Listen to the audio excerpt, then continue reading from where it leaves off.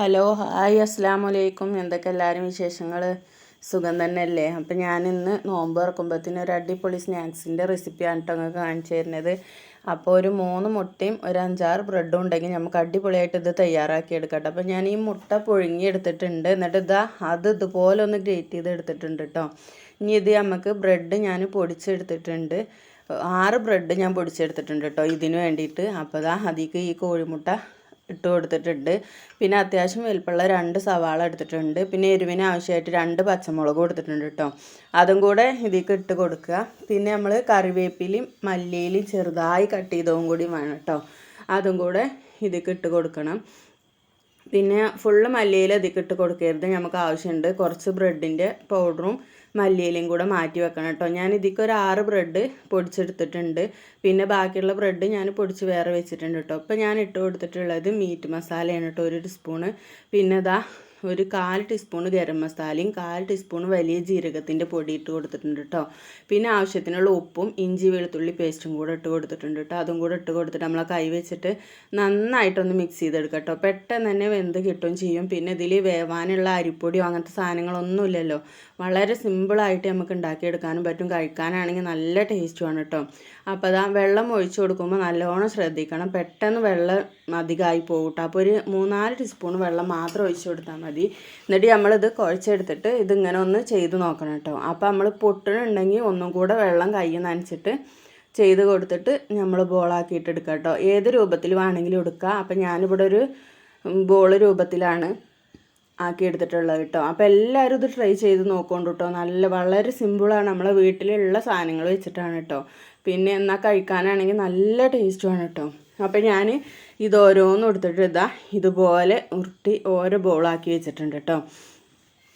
കൂടുതൽ വലിയതാക്കി വെക്കൊന്നും വേണ്ട. പിന്നെ നമ്മളിത് കോഴിമുട്ടയിലൊന്ന് മുക്കിയെടുത്തിട്ട് പിന്നെ ബ്രെഡ് പൊടിയിൽ ഒന്നും കൂടെ ഒന്ന് തട്ടിയെടുക്കുന്നുണ്ട് കേട്ടോ. അപ്പോൾ നമ്മൾ എല്ലാ ഇതും ഇങ്ങനെ ബോളാക്കി വെക്കുക. എന്നിട്ട് പിന്നെ കുറച്ച് ബ്രെഡും കൂടെ ഞാൻ പിന്നെ ഒരു 4 ബ്രെഡും കൂടെ പൊടിച്ചെടുത്തിട്ടുണ്ടായിരുന്നു കേട്ടോ.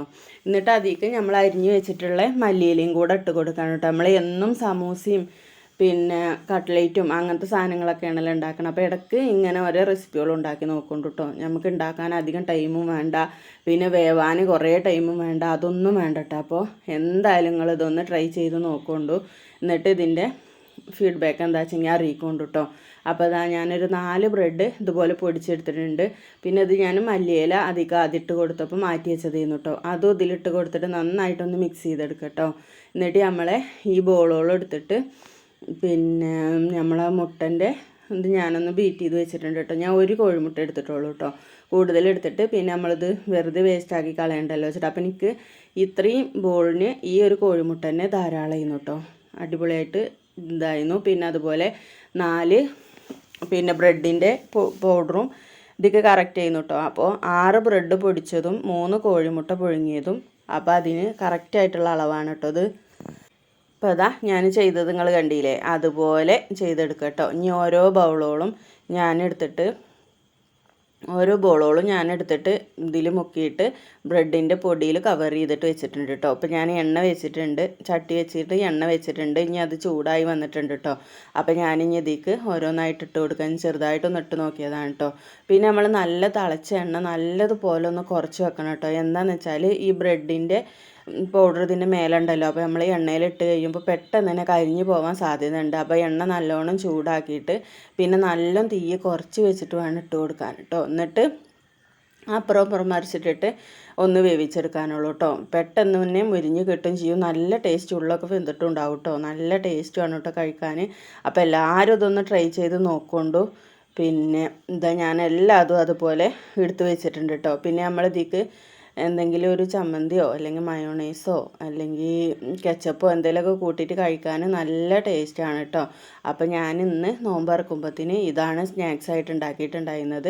പിന്നെ സമൂസ ഉണ്ടാക്കിയിരുന്നു കേട്ടോ. എന്നും സമൂസയും കട്ട്ലേറ്റും പഴംപൊരി അങ്ങനെയൊക്കെയുള്ള സാധനങ്ങളെല്ലാം ഉണ്ടാക്കൽ. അപ്പോൾ ഇതും എല്ലാവരും ഒന്ന് ട്രൈ ചെയ്ത് നോക്കൊണ്ടു. വീഡിയോ ഇഷ്ടമായി ലൈക്ക് ചെയ്യാനും ഷെയർ ചെയ്യാനും കമൻറ്റ് ചെയ്യാനും സബ്സ്ക്രൈബ് ചെയ്യാനൊന്നും മറക്കരുത്. Thank you. അസ്സലാമു അലൈക്കും.